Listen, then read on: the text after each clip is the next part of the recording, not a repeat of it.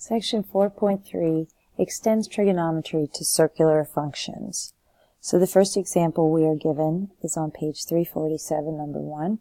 We're supposed to identify the one angle out of the ones given that is not coterminal with all the others.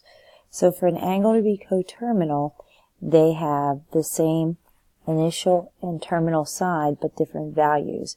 The key to this, though, is that these values are related to each other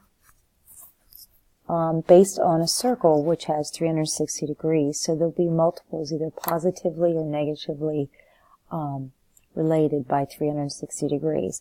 So we have the first angle, which is less than 360, which would exist in a circle, which is 150 degrees. So the question is, are the other four related to 150 degrees based on multiples of 360? So 510, what we do is we take the 510, and since it's over 360 degrees, we can subtract 360. And what we find is that that is exactly 150 degrees. So these will have the same trig values, so they are related to each other.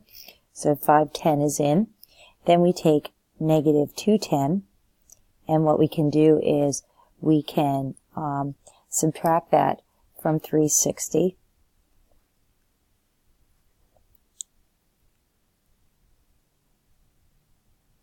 And what we find is we again get 150 degrees.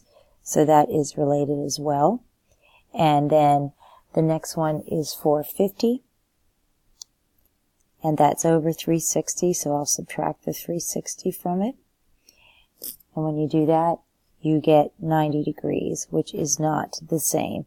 And just to show that it works even for 870, which should be related, is I'm going to subtract 360, which gives me 510, which we've already shown is related to 150 degrees. So the one that is out is 450 degrees.